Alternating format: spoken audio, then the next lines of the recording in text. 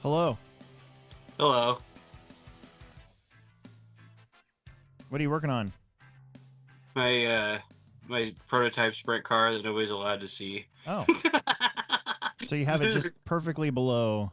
Yeah, it's right here. I mean, people can see it at the track. I just can't take pictures of it. Right. Or videos, or post live videos to twos of people watching. So, how many people are watching? 3? Honestly, I don't have my computer, so I'm using this iPad of my sister. So honestly, I don't even really know. Oh. And I'm Well, trying at least we have sound. I'm trying to get it out of top messages and just go to the live chat so I can see all the messages. And it's there it is right there. There's a button. There we go. Oh, there's 7 people on.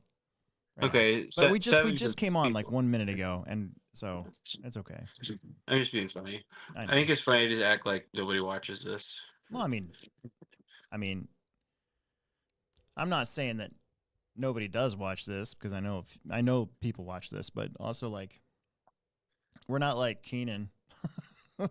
Yeah. Like, he comes on, like, the whole RC world suddenly stops and you know, watches or whatever. But yeah, he's like, somebody released a new spring, and he has him on the show, and they get like 200 or 300 people to watch live. It's like, how is that possible? Well, you know. So tell us, when you were thinking about reselling the spring that you found in Japan, like, that's all.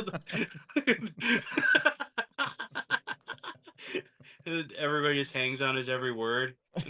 Man, that's brutal. He's like, what? What? I mean, that's the way a lot of RC manufacturing is. It's like, we found these springs and we're gonna repackage them, like, and they work well. Like, it's the way it all is. That is true. Let's start off with this. Welcome to the Hobbyplex Show podcast. We're doing this about once a month now, so this is it's March, right? Technically, This is March. This is our March edition, even though it's the last day of March. It's our March edition. But I'm Alex Sturgeon, manager and off-road race director at the Hobbytown Hobbyplex in Omaha, Nebraska. And with me, as always, is Will Brinton. Yeah, that's me. And Will Brinton's a big-time oval guy. Yeah. You gotta go with what you're good at, I suppose. And he works for a living. Yeah. And drives for Team Associated, right? Yep, I do. Yep.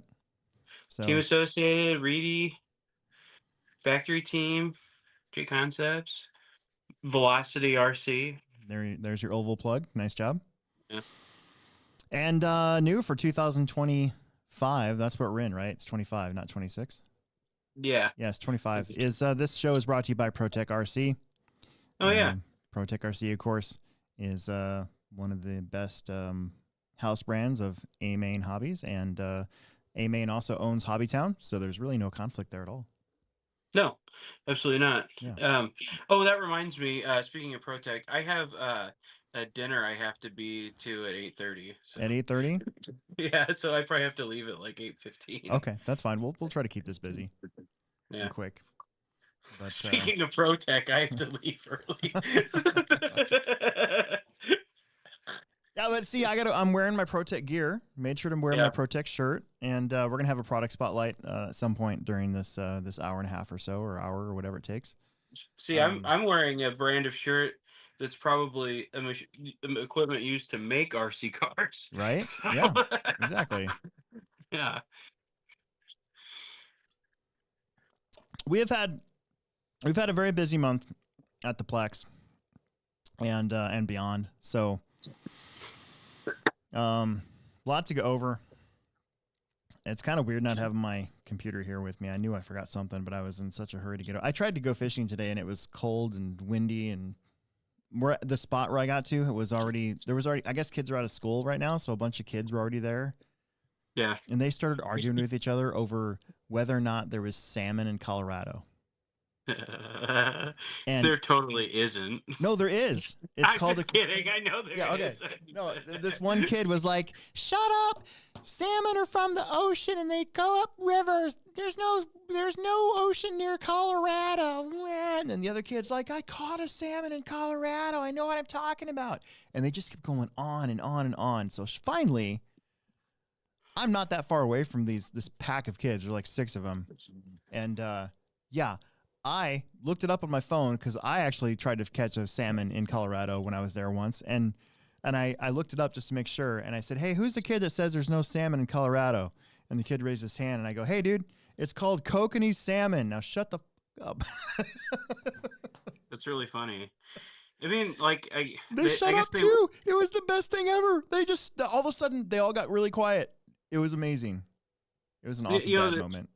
Yeah, the thing that's funny about that is, like, so I guess they would technically be from Colorado because they spawn there, right? So well, they're a landlocked salmon that's found in like mountain reservoirs and stuff. And they're probably, I think they're stocked actually. I don't think they're natural.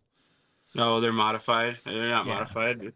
They're stock salmon. But either way, I know they're there because I saw them. I went 2010. When were the gas gnats in Colorado Springs? Was it 10 or 11?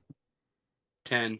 10. So my dad had just gotten like laid off and he was sort of retiring or whatever and still had all these hotel points.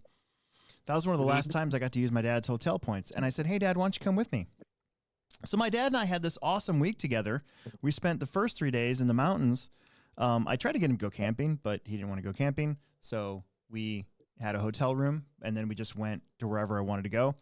And there was this river, and there was salmon in it, and I tried to catch him, and you could see him. That's how clear the water was. And I dangled the lure, the lure in front of him for like an hour, and they just sat there and went, "Ha, you're dumb," and then never caught any. That's funny. So I know there was salmon there. Smarter than your average bear, Smarter than the average fish, yes, apparently. Either that or I'm just dumb. I didn't catch anything. I caught like 3 sunfish today. I was pretty dumb. And then these kids caught like 4 bass. I was really upset. I was like, "You gotta be kidding me." Yeah. I would have been there. You should have been complaining by the shore or by the side, by the... Yeah, I should have been making a bunch of noise. Yeah. Exactly. You would have been attracted to it. Yeah, I'm stupid. So, anyways, busy month of March. We had the Techno Series finals, and then we had our on-road finals, and then we were supposed to have our Dirt Oval finals, but that didn't quite work out. So now we're gonna have it in April 12th, and then we just had our TCS race this weekend. Mm-hmm. I know you had a pretty busy month of March. And, oh God. Yeah, we're just gonna try to talk about all of that. I'm trying to bring up some results here from the Techno Series. We haven't done a lot of results lately, but I do want to give a shout out here to our finishers. Might as well get this done and over with before I forget about it. Mm-hmm. So Techno Winter Series, we had 5 rounds. We had really good weather again. I gotta say, we got super lucky. Like we missed a blizzard by like 3 days. Yeah. So that was pretty awesome. And why is this not letting me blow my screen up? That's bizarre. Oh, there we go. And I don't know. We just had a really good year.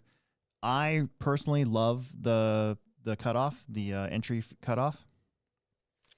Yeah. For many reasons, but like one of the big ones for me was registration was a lot easier now. Like, before I would sit and wait for like an hour and a half out of my day on practice night to have people go up and pay and sign people up and all that good stuff. But now I just had this list, and if you weren't paid, there was maybe a handful of people. So it just made it really easy. They were already in the computer, so you could just load it up from LiveRC. I think we can get away now time-wise. I might increase it next year to 200.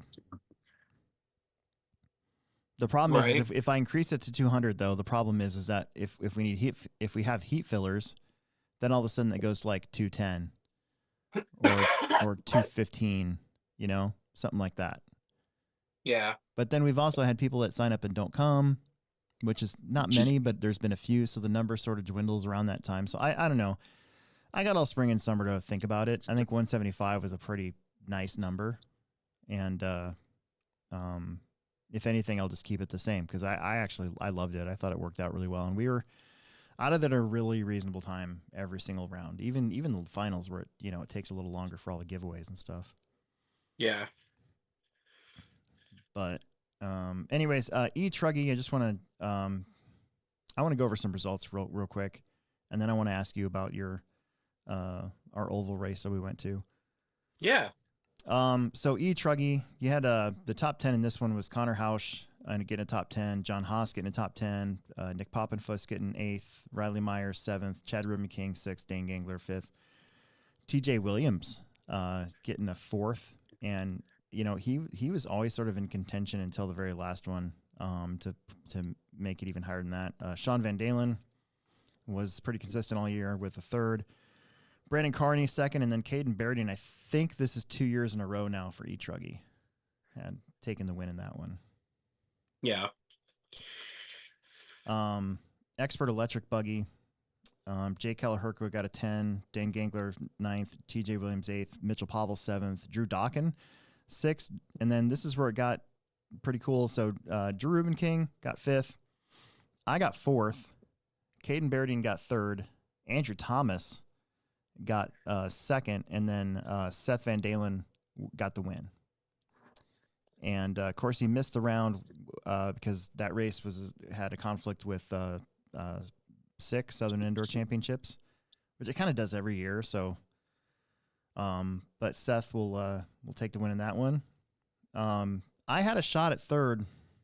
There was 1 point between Caden, me, and Drew, and Caden actually finished really well, and so he ended up getting that spot instead. I needed to beat Caden and Drew, and I only finished in front of Drew. That would have been cool though to get 3rd, but didn't happen. That's okay. Expert Nitro Buggy at the Techno Series was John Kinzer 10th. Actually, I think he might have finished even higher than that. So there was one of the bad parts about no, he finished 10th. I fixed it.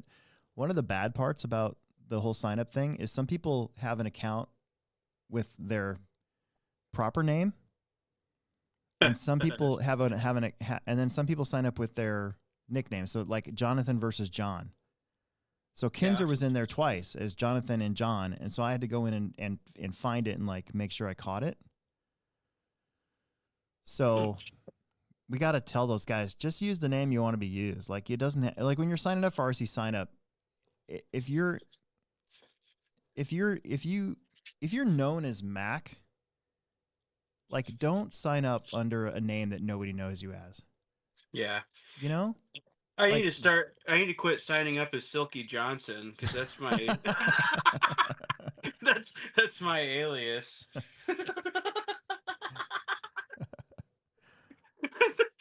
And then every time I go to a race, Silky, you're late. Like, there's an ad. An ad just came up in the live chat on my thing. I was like, where'd the live chat go? There was an ad over the top of it. When did that start happening? Yeah. Silky Johnson, huh? Yeah, that's my alias. I signed. That's my fake name. I order pizza under. whenever I go out to eat and they want my name, like Raising Cane's, I always use Zanzibar. Oh yeah. They always look at me. They're like, "How do you spell that?" And so then I got to be ready to spell it correctly for them. Or now, sometimes I'll go. Just put Zanny down. It's fine. People call me Zanny. I used to use Aloysius when I was in high school. And whenever somebody would ask me how I spelled it, I just tell them I don't know.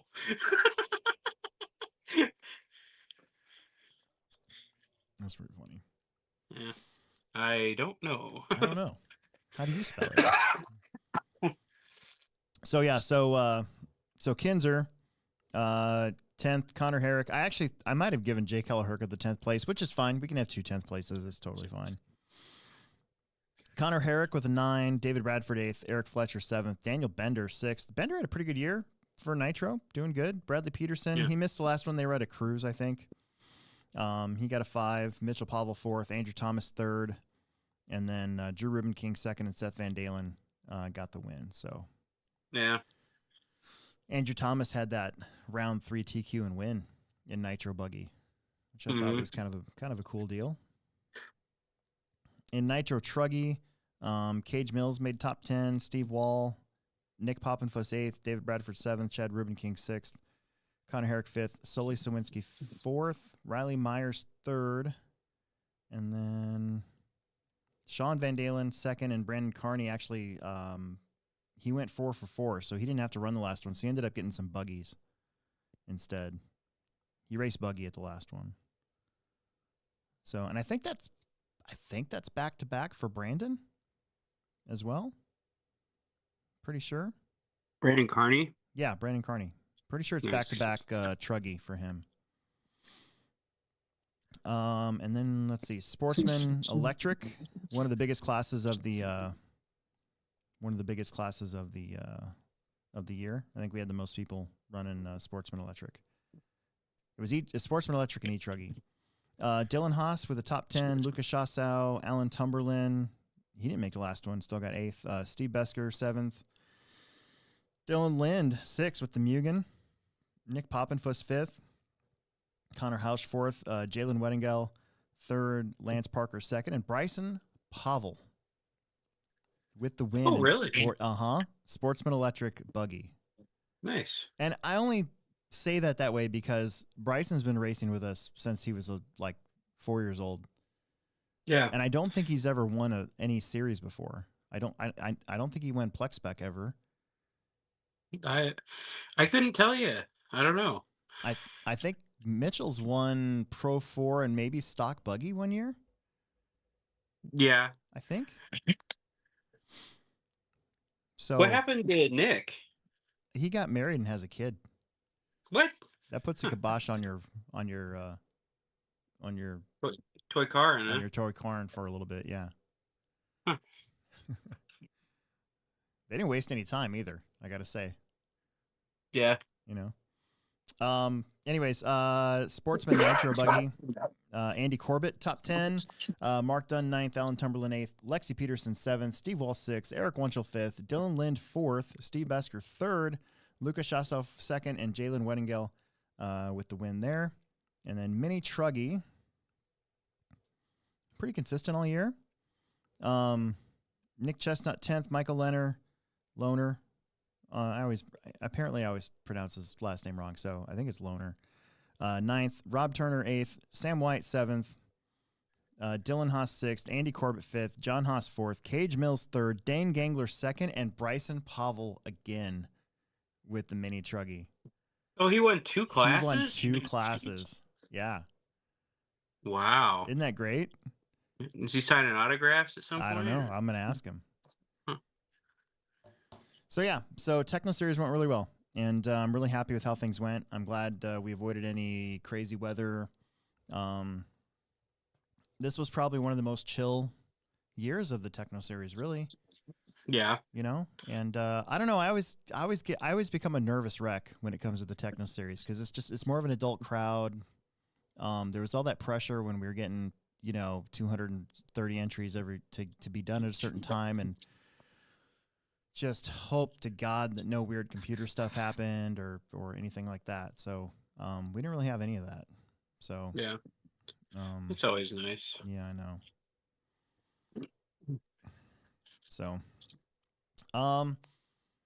So coming up, just real quick at the Plex, we start off-road racing this Saturday on the dirt.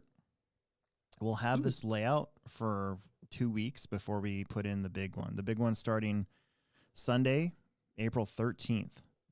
And I have Sunday to clear off the track. And then Monday, we've hired someone to come in and till up the entire thing. The oval? Probably not the oval. Not yet. Why not? Because that's where all the dirt's going to be. Oh. I got to put it somewhere. So That's where, and because we're only going to use half of it when the we're only going to use half of that when the layouts get put in, because that's where we're going to put the bleachers again. Yeah. So, Is that after the last round of the oval? It's after the last round of the oval. Oh, all right. And we have a tiller now, too. Yeah. So I was getting to that. So, so I am going to till up the oval, but it'll be next fall. Oh. So what about last race of the year? Yeah, last race of the year, you guys' track should be really good.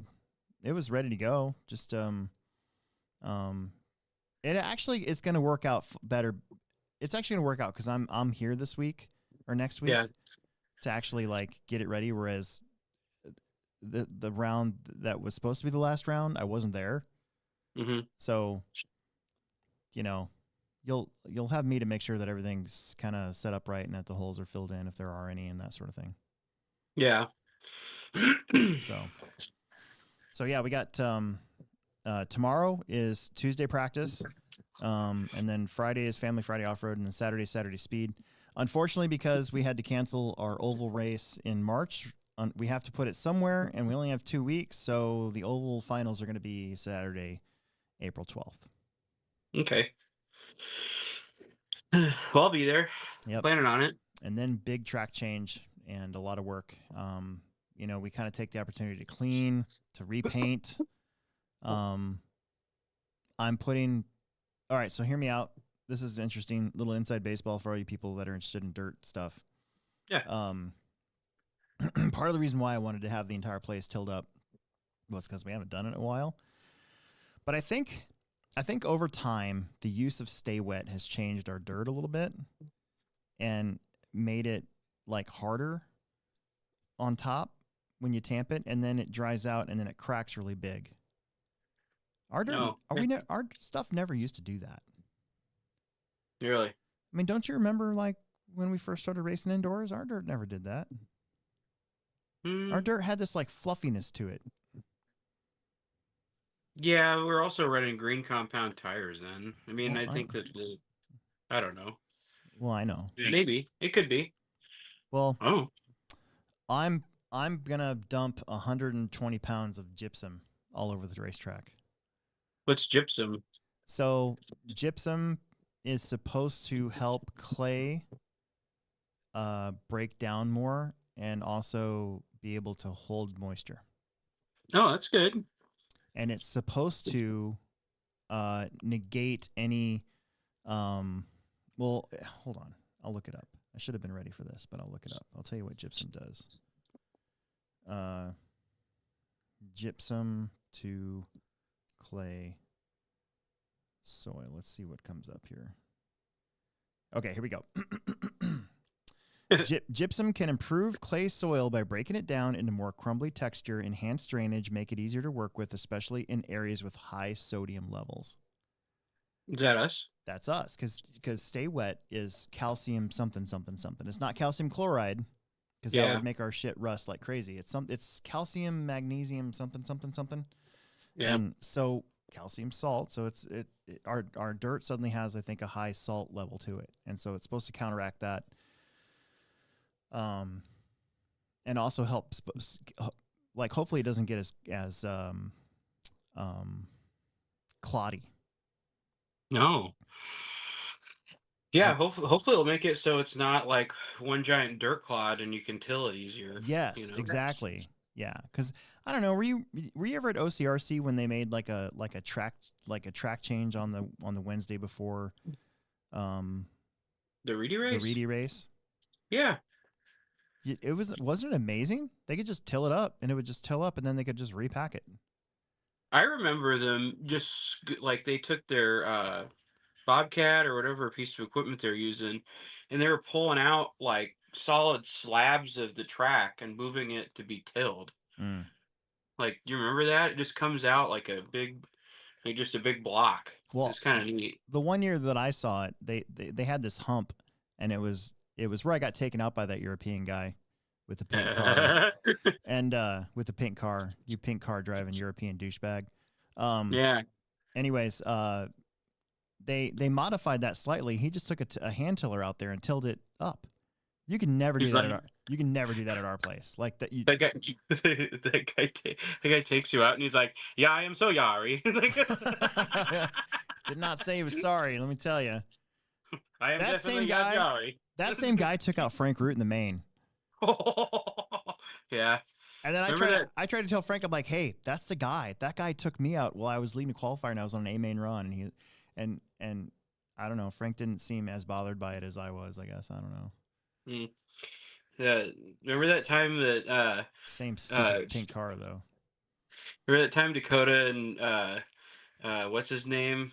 Nobody likes him. JQ hit wheel to wheel and JQ's car went flying. Both you and I went, America. I do remember that. Yeah. That was the 14 one where I had like a bunch of beers at the track because they had that Shell Racing beer. Doing it for Dale that weekend, that's for sure. I let you have mine. Yeah. I think a lot of people let me have theirs. That or I was just finding them.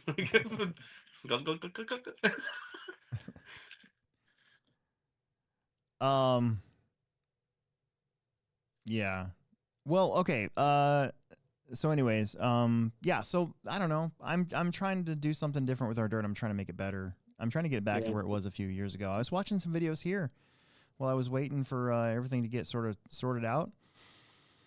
And I was going through some of our YouTube videos and I'm looking at old some of the old layouts from like 2020, 21, 19, 18. I'm like, man, those are cool layouts. And the track doesn't look as cracked as it has gotten in the past year. Yeah, it probably just has a big old cap on the top of it, and we just have to. Yeah, I just feel like exactly. I just feel like the dirt needs to be churned up, and it also needs something added to it again. Like it's lost some sort of luster, some sort of mineral. I guess. Yeah, you know, just put mineral water on it. Should be fine. Start watering the track with that. No big deal. We're talking about rare earth. Well, rare earth minerals. Rare earth minerals. Put some titanium in there. Yeah.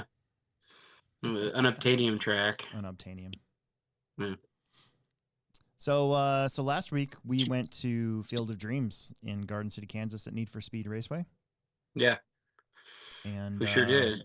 I got to announce again. Yeah. Which was fun. And I got to race again. And Will got to race again. Which was fun for a while. Then it was always fun. 2 years ago, you were on the struggle bus. You made the B.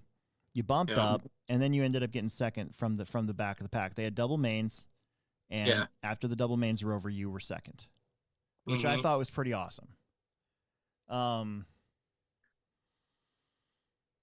This year was way different. Yeah. Yeah, this year is a lot different. I believe I had the fastest lap all weekend of like a 4.2008 or 4.208 or something like that in practice. For those of you out there, he means 4.2 seconds. Yeah. It's pretty for the size of that track. That's moving. And so I did that. I believe I had fastest overall run in the heat races. And 32 laps? 42 laps? 41. 41?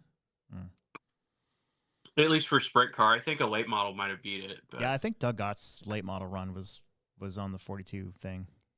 Yeah. And late model should be faster than he had like a car. perfect run. Yeah. Which was hard in late model because those things, if they got any air underneath of them, they were like taking off. It was crazy. Yeah. And then, so I was top qualifier. I won 2 of my heats and got second in one of them. And I was top qualifier. I was leading the first heat. Taylor Larson and I were having a pretty good race. I was kind of pacing him there for a while. And then I stripped the idler gear in my transmission. Yep. You came around turn 3 and I heard a crunch, and I went, oh no. And I was trying to figure out which car it was. It was either you or Taylor's, and I knew it was you right away. And I'm like, oh, Brutal. Honestly, when that was happening, like when it was making that noise, I thought it was Taylor's because I was like, "There's no way it's my car." Yeah. and then it was my car. Yep. I knew it was mine when it got really bad. Yeah. But and then my car stopped. But Yeah. I don't know. Like I was just like, I don't know if I keep it rolling, maybe it'll finish. Yeah. I don't know. And there was still like, what was there, like a minute left to go? Maybe? I don't know. It was 50 lap mains. I I don't remember when know. it happened. Oh, that's right. I know that somebody had already gone out before you. So you finished in fifth in that one. And Yeah. then I remember before the next set of mains, I asked you to come over, and I looked down and I went, dude, you're still in this. Mm-hmm. Because first and second from main number 1 came from the 5th and 6th position. Yeah. Like it got crazy up there. And Mm-hmm. so I was like, hey, if they're still starting 5th and 6th. So if you go away and they have problems, like the points are all over the place. You could still win it. Yeah. And I don't know. I won the second main. But would you say like, I don't know, half a track, almost a lap? Because once I had a really good lead, I just started kind of pulling back a little bit. But Yeah. I remember because I think I could see um Tyler Hooks coming off of a corner when I was going in. That's when I was like, okay, that's enough. And now he just started kind of dialing it back some. But well, and the crappy thing is you were shown in the win. You were shown with the win about halfway through still, and then stuff started happening back there, and 2 guys pulled off. And when that happened, that moved Taylor up to the place where he needed to be to pass, to make it so that you lost on the points, and then also like not give Tyler the win, because Tyler drove his balls off because he bumped up from the B. mm-hmm. He basically did what you did last year. Yeah, except for he won. Yeah, but like you were shown in first until about halfway through that race, when a couple more people, because there's only 6 cars, so they, as soon as that 5th car dropped out, then the points were all unfortunately not in your favor. Yeah. Well, and it's racing, right? I mean, considering you broke in the first one, making the podium ain't such a bad deal, I guess. Yeah, I mean, I still feel like I had a good weekend. It's probably not the weekend that I felt that I earned, but it wasn't bad. Yeah. So no, it was. I'll win it next year. Yeah, it was really good. There was a bigger turnout this year than last year by about 10 cars. Yeah. So that was good. And I don't think Eric wants it to be like a huge race. No, I don't think so either. So like a lot of the people that are there in the invite class, or that's the reason why there's an invite and no open. It's just invite because everybody that's racing is invited. Yeah. Yep. Exactly. So if you think about it that way. Yeah. But, yep. But yeah, the event was really good. Eric has a great facility down there, hobby shop and everything. It's like a heating and air conditioning, or it's like a RC car track with a heating and air conditioning place attached. It's not a RC car track, or it's not a heating and air conditioning place with the RC car track attached to it. Did you see the treasure trove of XXX parts that I took away from there? Yeah, I did. I got 2 bags full of XXX buggy parts. So now, and important stuff too, like front bulkheads and rear T plates, stuff that you would actually break. Yeah. So I left there pretty happy. I was like, not only did I get a weekend away from my regular job, I got paid to do something I like to do, but I also ended up buying a what I call a treasure trove of parts, so that now I don't have to be in fear when I run my short course truck. Yeah. That's one reason why I didn't want to run my XXX truck, because if you break a T plate, the buggies the buggies could do it, but the buggies didn't do it near as often as the short course trucks do. Yeah. And now I have like 8 T plates. So awesome. Yay me. That was pretty good. So yeah, and Brian, Kyle, and I went down there together. They both did pretty well. I think Brian did better than he did last year, and that was Kyle's first time, and I thought he had a pretty good result for that being his first time. Yeah, So. his late model looked good at times.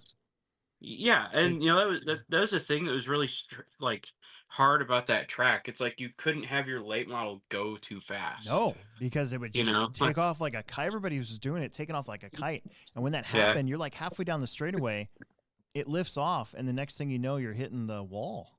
Yeah, and the thing, like the whole car will come off the ground. Yeah, it was nuts. Like it just like sails. Like it's not like it. Yeah, it's not like it wheelied and then you hit the brakes and it comes back down. No control over it whatsoever. Like a lot of the cars I saw, they flipped over backwards and were just like in the air backwards and upside down. And then they usually tumble and either break something or they're in that dust. And then you don't really. There was like dry dirt outside of the main race, outside of the main track. And if you went over there and got put back down on the track, I mean, you were pretty much spinning your wheels for the next lap, pretty much. Yeah. If you're in the chat, we get to the chat at the end. But if you want to interrupt us so that we'll answer your question, we do accept super chats. So just be aware. If you've never been on in the chat before, we answer the chat at the end. But if you're in a hurry, you don't want to stick around or whatever, just drop us a super chat real fast, and we'll stop what we're doing and we'll answer your question. That's kind of how we roll with that. So the way back, so you got third. I got out of there pretty quick because I was on a mission. Will. Yeah.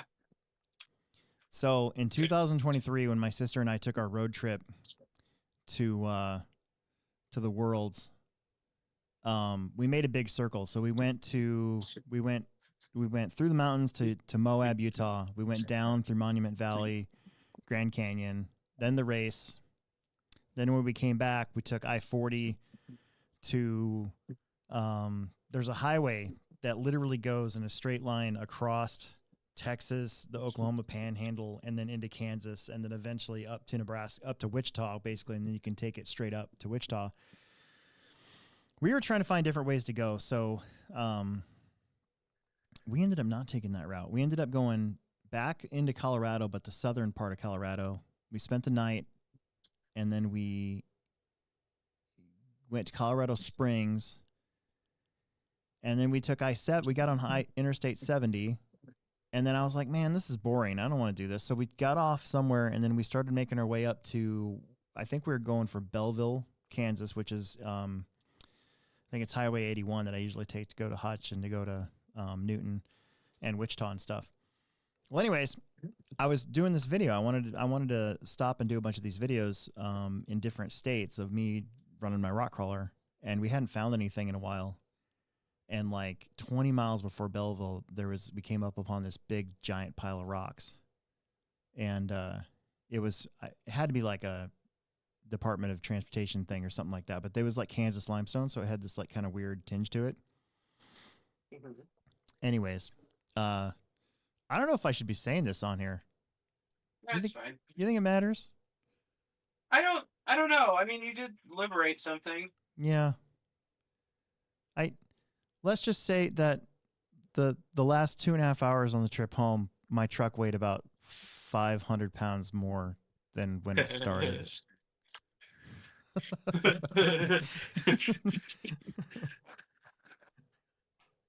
Yeah. So my mission was completed. And then the funniest thing was I left like an hour before you guys. Yeah.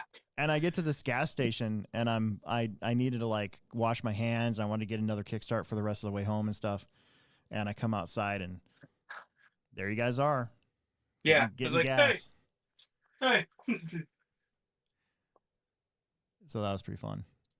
Yeah. So overall, very, very accomplished weekend. We got lots of stuff done. Oh yeah. So that was exciting. So yeah. So Yeah, worked out good. Yep. Liberated some items, and I mean, it was really a victimless crime. Yeah. Yeah, lots of RC-oriented stuff. So parts, rock, awards for you, accommodations, pictures. Yeah, accommodating pictures. Overall, good time. So then, so then this week we had, I had to run the TCS race because Tim actually fell under the weather while I was down. While I was almost to Need for Speed, and I got a text from the crew here saying, "Hey, Tim's going to Emerga Care or whatever," and I was like, "Oh crap! Am I gonna have to turn around? Am I gonna have to not do this?" And they're like, "Nope, we got the weekend covered, but you're probably gonna have to end up running TCS." So Tim is fine. Tim was actually at TCS. He actually raced just truck, so he got to just be Joe Racer this weekend and not really worry about anything. Mm-hmm. And so I ran all 3 days. Man, that computer up there, that computer gives me anxiety, dude. Because you know at the carpet crash-in, it quit. It crashed at the crash-in? It crashed at the crash-in during, like, I don't even remember, it was a qualifier or something like that, and it, like, didn't even give me a prompt. The screen just went away, and then I had to reopen it, and we had to restart the race and everything, and I had been backing out of the program because it's something with that computer. It's not, I don't think it's lifetime. Yeah. Because I think if it was lifetime, the dirt track computer would do it. Oh, yeah, no. So it's something with that, and we hadn't been able to replace that computer. We had talked about it, but we never really got around to it. And it's on the list. Yeah, during practice, it quit on Friday, and then on Sunday, was it Sunday? During one of the qualifiers, I think it was the last Formula One qualifier, it all of a sudden went gong, and then it showed everybody as a DNF. Oh. Just out of the blue, for no reason whatsoever. So, I don't know, man. I was like, are you kidding me? This is no bueno. Yeah. So,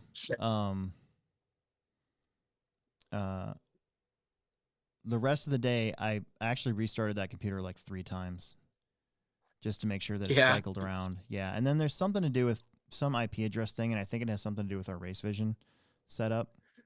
Again, it's only that computer. So, right. I don't know. I don't know what to think about it. I'm definitely gonna swap that computer out though for them so that we don't have that happen again. Hopefully. Well, at least you tried turning it off and on. I mean, yeah. I mean, I was trying my best to diagnose it. I'm not a super smart computer person, but I am absolutely not. I mean, I gave it a good go.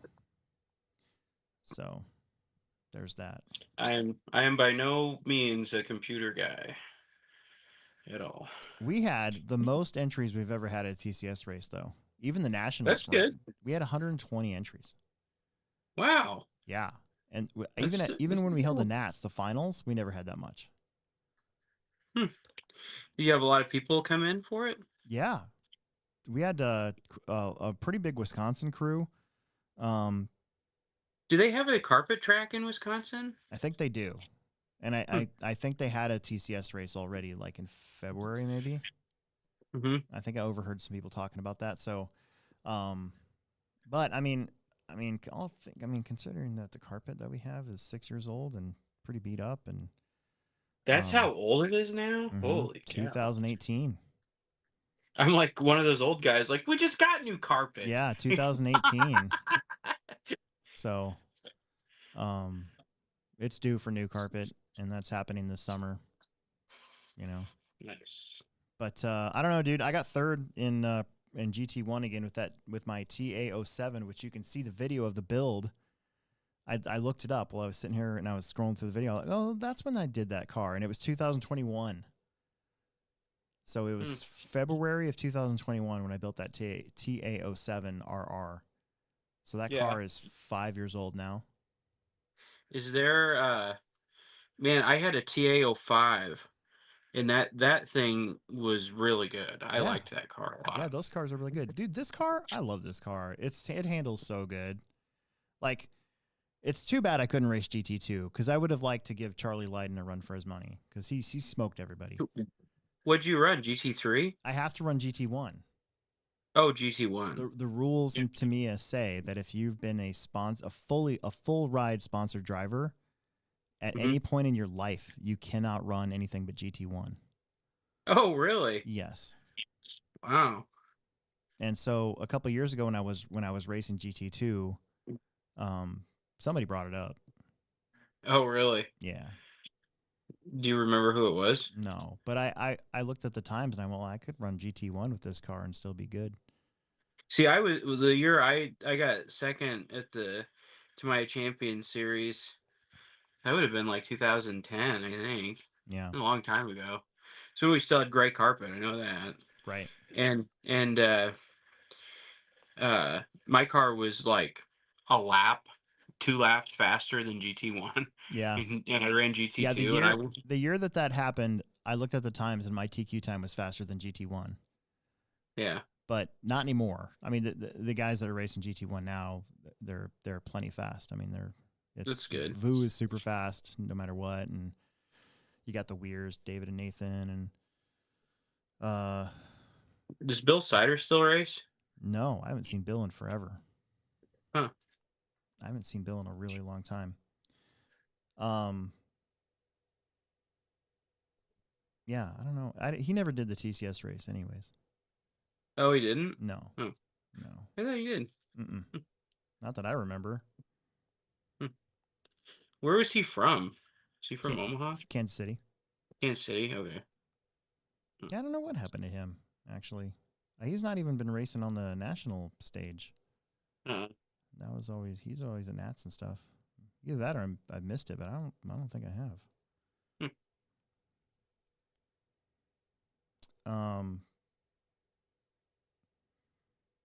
Riley Becker and Matt Sunderledge came down from the Wisconsin area too. They were at trackside.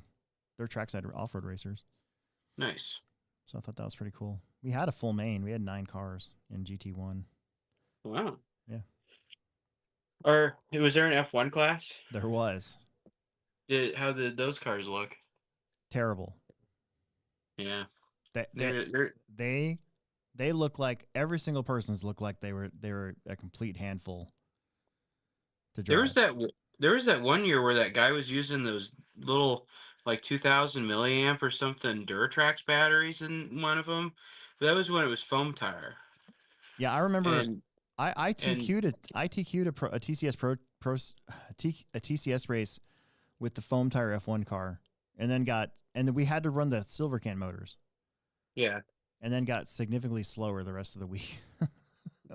On main day, I just kept getting slower. I was like, I don't know what's going on. Huh. Rob King actually won that one. I remember that. But yeah, that guy's car looked like that was the best F1 car I'd ever seen. Yeah.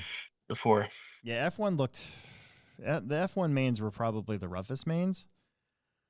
Yeah. Those things are they're super long and they're super skinny. Like they're just naturally going to be some of the hardest RC cars to drive just because they're so to scale. Yeah, they're just broke for RC cars. It looked rough. I will say Vishal Singh, if he got so unlucky so many times, but his car when it wasn't running into stuff or getting ran into, like it looked pretty good, you know. Yeah. And his non Tamiya F1 cars are always really good. So yeah, I don't know. Yeah, F1 was a little weird. But in fact, that was the only class where the TQ didn't win.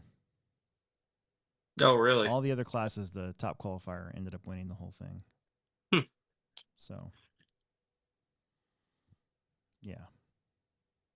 Hey, I'm changing the subject again. I am going to run 13.5 sprint with the Losi car. Yeah. Next Saturday. Yeah. So it's a Well, hobby. It's a Hobby Wing 13.5, right? Yeah. Yeah. I got that. I'm doing it. Okay. So. Yeah, I thought that was the plan. Should I run the stock tires? No. Oh. I don't think so. Okay. I would get something a little nicer. I told you I have tires for you. No, I know. I've got a slew of oval. I mean, not oval tires, but I have a slew of slicks. Yeah, we've got. You want to be built up for oval though. Between Emerson and I, we've got tons of slicks. Yeah. I mean that's good, but you're gonna want a set that are kind of race ready for oval racing. Yeah, I know. Because there's a difference. Okay, all right. Of what you would run in off road and oval. I'm just Tim and I talked about it, and it's gonna be kind of like the store car. So. Oh, that'd be nice. I'm gonna get it set up, and we're just gonna run it. Yeah. Did you text Frank about that one thing? No, I haven't done any of that. Oh, you should do that. Yeah, maybe. Because I know you're gonna get frustrated. Like my car, and then you'll probably just like wreck it. Then nobody will get to enjoy it. That's not true at all. I'm gonna be just fine.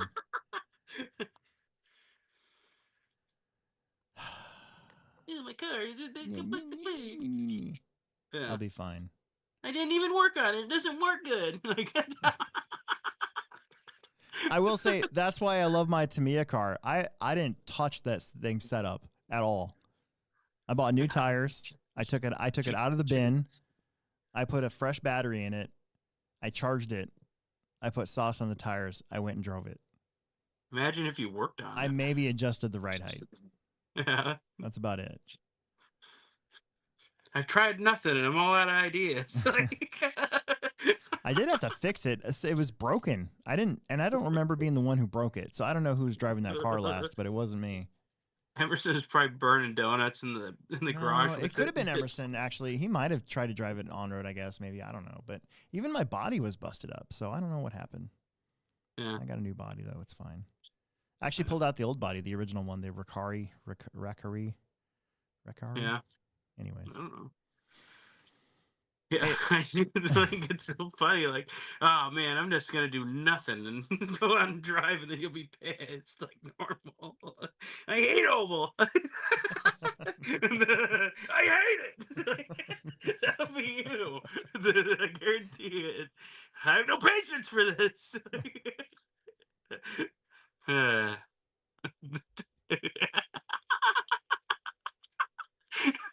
I'm just kidding. God. But seriously, you need to work on that so you have a good experience. Fine. It's fine. It's only funny because it's true. That's why. Yeah.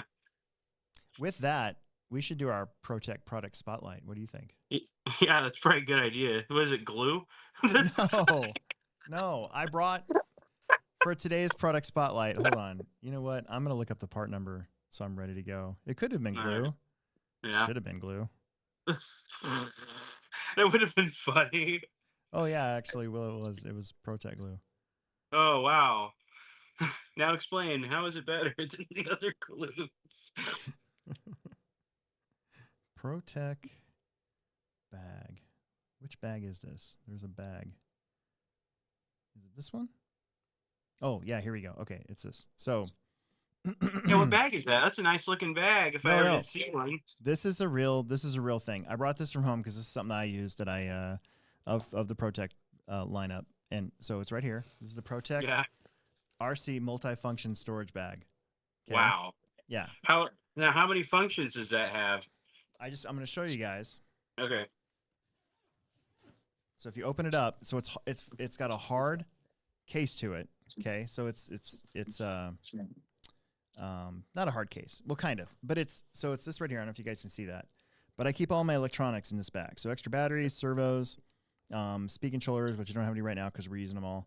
And you can actually take these and you can move them and make them as big or as skinny as you want. See, I just moved that from there to there.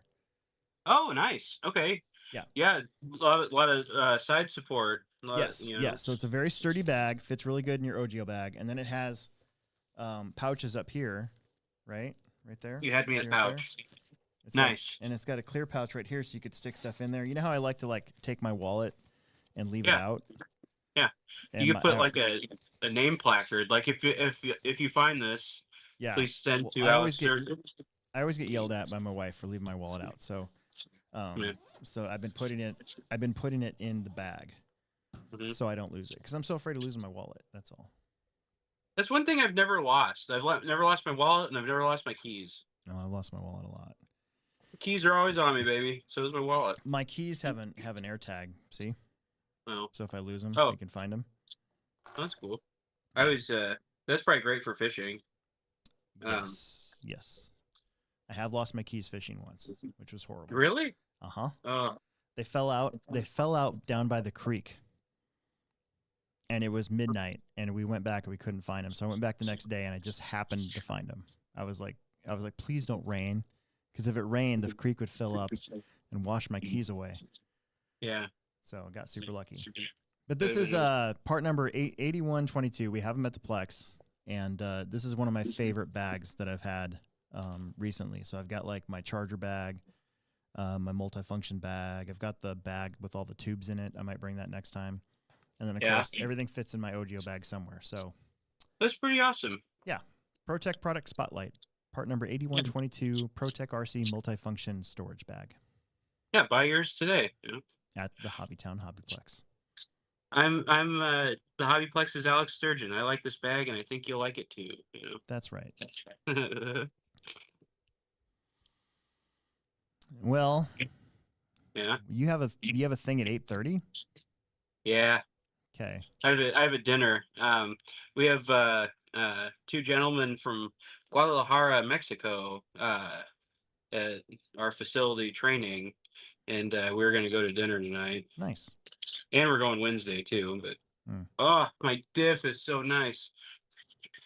I love a nice diff. Oh man, give it a little break-in ski and send it. Mm-hmm. Austin Smith changed my idler gear for me in my transmission in between races while I was marshaling. Yeah. And he did it. I was like, all right, I got back. I marshaled, like, let's say I was gone for 4 minutes. I came back. I was like, all right, let's get this thing taken apart. He's like, it's already done. I'm like, what? he had the transmission down and put back together. Him and Brian burnt down and put together in like 4 minutes. That's awesome. Yeah. It's nice having a they're just like, set your gear mesh. I'm like, all right, sick. So, I mean, it was definitely quick and dirty. And yeah. And so I'm replacing every gear in the transmission again. Mm-hmm. just be safe. But and I don't blame the car or the transmission or anything on that, or the gear even. Like, I'm running direct drive on slick tire, high bite, yanking wheelies, like no slipper, with a car that has way more weight on it than normal. Yeah, that's a big ask. Yeah, something's got to give at some point. Yeah. When you said direct drive, I was like, oh, okay. Yeah, like, and I run direct drive all the time, like even outdoors. I like that feeling. Hang on, I'm gonna do this real fast. Okay.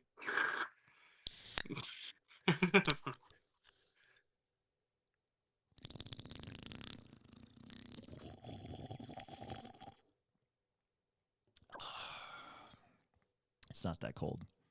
Yeah. Real quick before you have to go, should we tell the Applebee's story? Yeah, absolutely.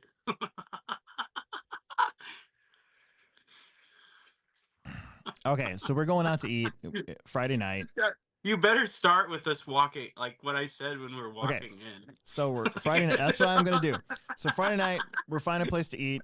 We tried to go to this bar last year, and we got too late. They weren't serving food. We tried to go to this bar again this year, and they wouldn't serve anybody under 21 after a certain time. So Austin was there. He's like, well, I can't be here. So we all decided. Yeah. Kyle was like, Applebee's? And I'm like, yeah, Applebee's. Great, Applebee's. So we go to Applebee's. Yeah.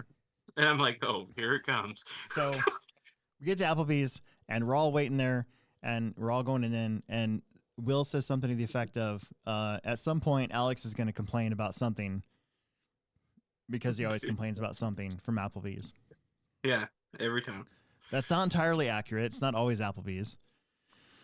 Because we've had some pretty bad race experiences. That's why I don't go to Buffalo Wild Wings ever. We always have problems everywhere we go. Anyway, go ahead. When I was in the Newton, I was one of the first years that I went to do the Emory race. Was it Emory or was it the carpet race? It was one of those times, and I think it was Emory. I was down there to run the race for them, their big summer race. And I tried to go to Applebee's on my way home. And the one that I stopped at was actually the Newton Applebee's. And I sat at the bar because I was by myself. And I was sitting there, and I had to go wash my hands. And I left my keys, and I left my napkin, and I left my full water, didn't even drink of it, in my spot where I was sitting. I went to the bathroom. When I came back, there was 2 people sitting, old people, by the way, in my spot where I was sitting. And I was like, oh, I was being nice about it. I was like, oh, man, somebody got my spot. Geez. So I grabbed my water, grabbed my keys, because my keys were right there. And I moved down 2 spots. And I was just like, looking at him like, yeah, usually when there's stuff there, you don't sit there. And the old lady that was there, she was just mouthing off to me big time. Mouthing off. The guy was just probably like, would you just shut up and be quiet? Because that's how I'd be if my wife was doing that. I never heard this story before. Oh my God. Yeah, this is an Applebee's story. And so I'm sitting there, and I'm trying to be light about it, but eventually I kind of start to get mad, and I just looked at her and I said, I said something to the effect of, why would you sit where there's already somebody sitting? Clearly somebody was sitting here. There's literally keys here. And then I thought about it. I'm like, why didn't the bartender who served me say, hey, there's a guy sitting there, right? Yeah. There's some lonely guy sitting here by himself. So I tried to take the high road, and I said something to the effect of, okay, well, I guess I'm sorry. I'm sorry I got mad that somebody sat in my seat. So I was kind of snarky about it. The guy across from me gave me a nod like, yeah, that's the right thing to do. And then this bitch wouldn't shut up. So she kept saying stuff. And finally I was just like, I take everything back. And I can't even remember what I said, but I said something pretty mean. And I left. And I already ordered my food too. I just got up and left. I'm like, screw this. I'm leaving. So I leave, and then I left, in my opinion, one of the funniest reviews of all time for the Newton Applebee's. So if you're ever bored, look up the Google reviews on the Newton, Kansas Applebee's. I'm surprised you didn't pull it up and have it ready to go. I didn't have it ready to go because I want to talk about what happened to us, okay? Yeah. All right, so these guys say this, okay? And yes, I've had some weird instances with places we've gone out to eat. It's not always Applebee's. I actually like Applebee's because they're still cheap, relatively good food, and it's always the same. It's kind of like McDonald's. Like when you get a McDonald's cheeseburger, you know what it's going to taste like. Mm-hmm. Yeah, it's like sit down McDonald's, you know. Yeah. So, anyways, so we get in there. Everything's cool. We're sitting there. We're chatting it up. Eventually, somebody. So the waitress was a little timid. She was a young lady, and she was a little timid, but that's okay. She got all of our orders. She didn't get your order right, did she? Yeah. She didn't get my order right. Yeah, she didn't get your order right. Yeah. She got my order right, though, and she got everybody else's order right, I think. And at some point, somebody gave us like shots. Somebody bought shots for the table. Yeah. And we were all trying to figure out who it was. There was this I did notice these 2 girls that were at the bar that giggled. I don't even know the word to say, but giggled like crazy when they looked over and they saw a 6-pack of dudes that clearly aren't from Garden City, Kansas. Yeah. You know? So I thought maybe it was them, but whatever. It ended up being Jaeger, which is pretty awesome. Yeah. I took one because I like Jaeger. I took one. Yeah. Anyways, so we're all trying to get our checks sorted out. She didn't listen to any of us when we said whose check is on what. So a lot of them were all kind of screwed up. Mine was super easy. Mine was $9 and something cents, right? Yeah. And I had a $50 bill, and I didn't want to pay with my credit card because I have this weird thing lately with paying with my card for certain things, and so I wanted to pay cash, and so it was like $9 something cents. I wanted to tip her $5, but I didn't have a $5 on me, so I go, hey, when you come back with the change, just give me a 20, a 10, and 2 5s, right? Yeah. And so she looks at me weird, and she takes my 50 and she goes away. And then, didn't that guy act super weird? Yeah, it was like the manager made the change, right? And like slipped it handed to her the her, cash. and slipped it to her like it was like a drug deal going down. Yeah, it was odd. It was really weird, and I'm like, why is this taking so long? Like, it shouldn't take this long. Especially because mine was cash. Like, your guys, I get they got to run them, but mine was super easy. Why am I not just getting my $40 back? Yeah. So she comes back and she gives me my change, and it's a 20 and a 10. Mm-hmm. And I go, where's my 2 5s at? And she like almost like starts arguing with me like, what do you mean? You told me that it was $40. That you wanted a 20, a 10, and 2 5s. So I put that in the computer, and this is what it came back. So basically, I started thinking about this after we left. To me, it made it sound like I told her to enter $40 instead of 50. Oh. And so she gave me my $30 back, and I'm like, no. You're not getting a $20 tip. I'm like, that's crazy. So I was like, no. I explained it to her again, and then she opened up her thing, and there was shit tons of money there. Yeah. It was weird. Why didn't she just give me that as the change? Yeah. I don't get it. Why did she have to go to the guy, the bearded manager guy, and then he slyly gave her the change? It was the weirdest thing ever. Yeah. And you thought that she was trying to maybe she thought that I wouldn't notice. That's kind of what I thought. Yeah. But maybe you're right. But either way, I was like, And then I started thinking, should I even tip now at this point? I still left her a 5, but still, like, I was just like, this is just weird. Yeah. It was kind of strange. Well, we won't go back there again. But I didn't make a big deal out of it, though. Huh? I almost did. I wanted to go back in there and talk to that manager guy and be like, what was the deal? Like, why? But I didn't do it. It doesn't matter. Like, we go to Hooters, and like that time the waitress took Gooch's credit card into the bathroom. Yeah. And dropped it, and like, oh, I found it in the bathroom. Like, and then your number ended up getting stolen. Yeah. Yeah. Yep. I know. It's weird. So yeah, another weird Applebee's RC race trip. Do yourself a favor and look up the Newton, Kansas Google review by Gunter Loxes. Mm-hmm. Alex's alias. I thought it was pretty funny. His is Gunter Loxes, mine's Silky Johnson. Yep. Let's go through the comments real fast. What's the topic this evening? It's all over the place. I wanted to bring something up, but I don't think I'm going to bring it up because I don't think my sister would appreciate me bringing it up. Yeah. Well, if you're new to the show, you'll come to realize over time that there is no topic. Yeah, we don't really have a topic anymore. We used to be a little bit more structured. Now we don't really care. Nick Nuthouse says, "What's up, Plexers?" Santy with a little wave. Braxton also got the ads in the live chat, which I thought was also very weird. Peter Renault's on here saying hello. Steve, from Canada. Sorry, Canada.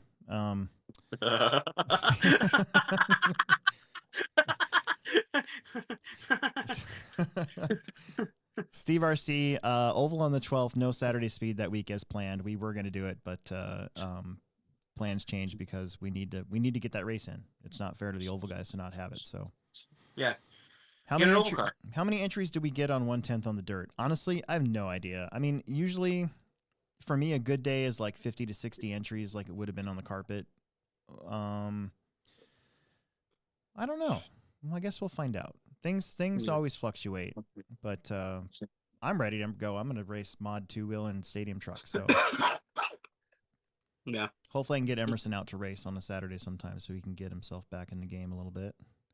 You get back on that horse, get in that game. I mean, we've been having 80, 90 entry nights on Fridays, right? So it shouldn't be that hard to get 50 to 60 entries on a Saturday. Yeah. Saturday speed the week before the Pro Tech race, yes, there is. It'll be it'll be a rough in of what the track will be for that. As usual, I'll probably leave one part out and just change it for the Pro Tech race, so it's technically a new track. Anthony Sandy wants to know if I've done this to the dirt in the past, what I'm planning on doing. And other than tilling it up, no. Adding the gypsum is going to be a new thing. Yeah. But I think it's going to work. I really do. No, it's worth trying. If it makes it so you can make the track smoother, easier, I'm all for it. Exactly. Like, it might, if that's what it's supposed to do it. Yep. Nathan says, good evening. As a newbie who's only raced Family Fridays, what's Saturday speed like compared to Family Friday? Is it chill like Fridays or more serious-minded? You got your serious guys. I mean, there's probably, if it's kind of, it'll basically be the same sort of vibe as the carpet off-road.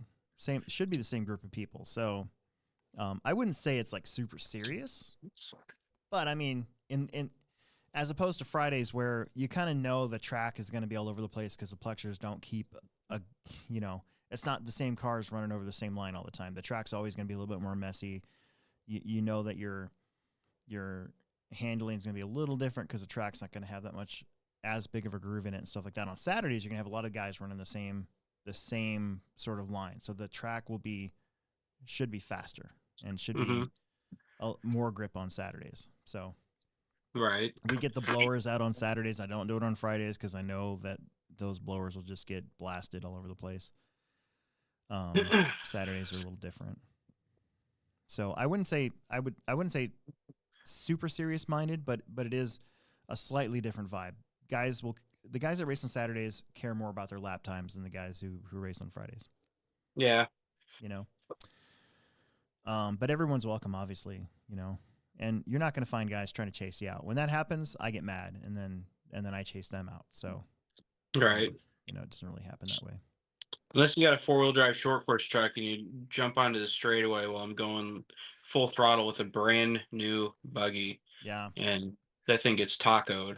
Or if you go backwards for a little bit and run into my Worlds car as I was testing it the week before Worlds and you bend my chassis and break my shock tower, then I might have a different look on my face for a little while. Yep. Because that happened.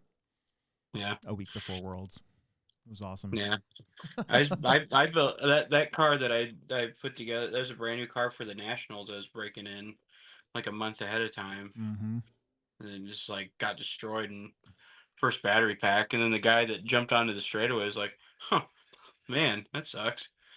It's like, God, I fucking hate this. Iowa Tracks, does this mean we'll run more short course truck at the Plex now? Probably not. No, probably not. I have this low C truck and I've had it for a while and I thought about running it last year and then I'm like, man, if I run this and I break a T-plate, I'm out. So at least now I got parts for it. I don't even have a body for it right now. I'd have to get a J Concepts body and slap it on there. Steve RC responding to Nathan said that Saturdays are about half as many Hobbyplex or Plex spec drivers, which is about true, and more in the other classes. So, yeah.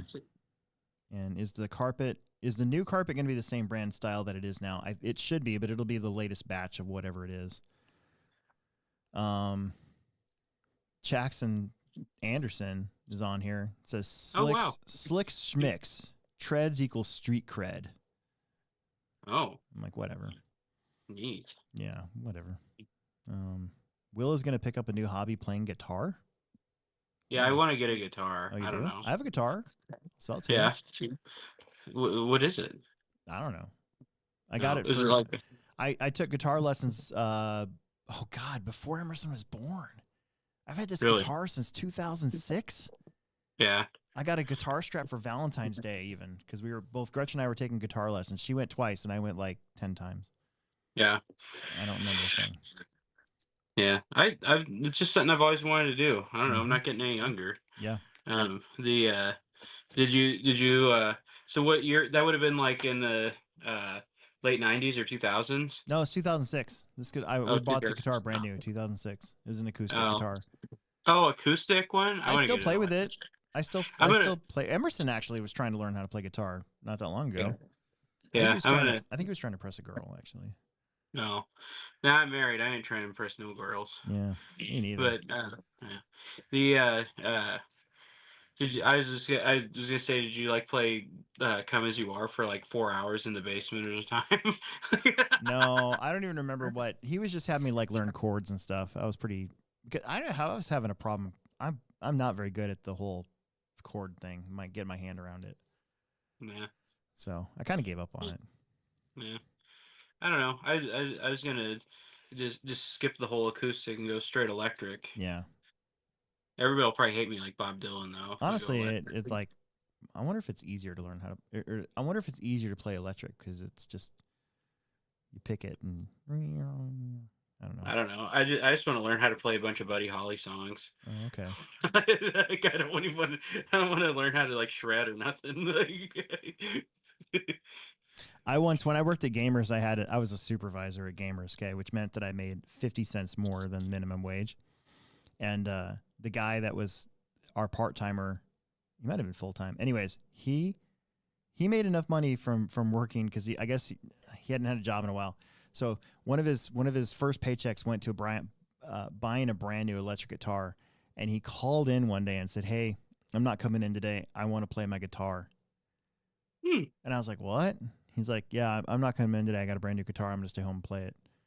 And so then, like, the next day when I saw him, I was like, "How did you called in sick so you could play your guitar?" He's like, "Yeah, man, I had to play. It's been so long since I've been able to play electric guitar, and I finally got it." Sick. Yeah, and he like explained that it was like an out of body experience for him to play his electric guitar all day. Yeah. And that he wasn't gonna come into work because of it. I was like, whatever. Well, I don't care. At least he has his priorities straight. I guess. He also sexually harassed the one girl that we had working for us. Wow. That one year, she quit. Did you have to fire her? Oh. No, she quit because she didn't feel comfortable around this dude. And he still had a job? Yeah, I mean, it was a different time back then.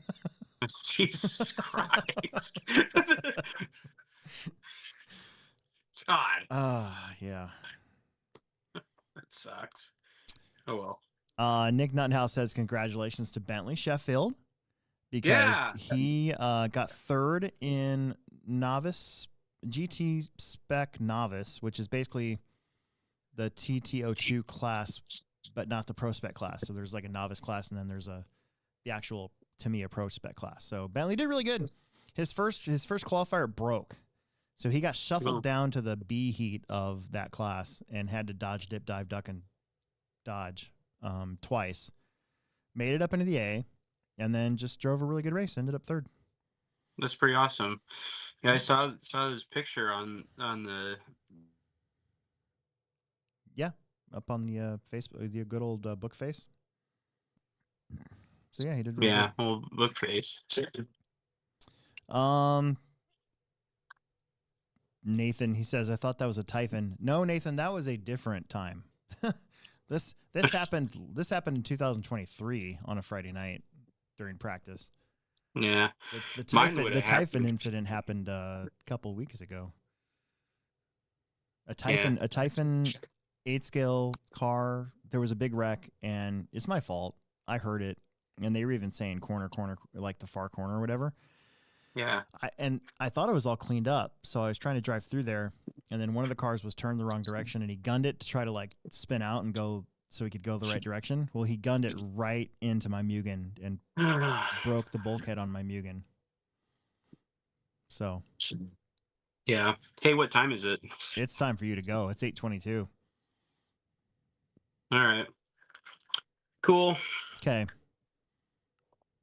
Well, are you eating out upstairs, like at your house? No, I have to go somewhere. Oh shit! Yeah, you better. Yeah, I'm gonna be late. All right. All right. Well, Richard's like, get out of here. Go away. Yeah. I will be late. All right. Well, that'll do it for tonight. That's March, and we'll see you in April. A lot of stuff going on in April. And don't forget to sign up for the ProTech Spring Off-Road Championships, April 26th.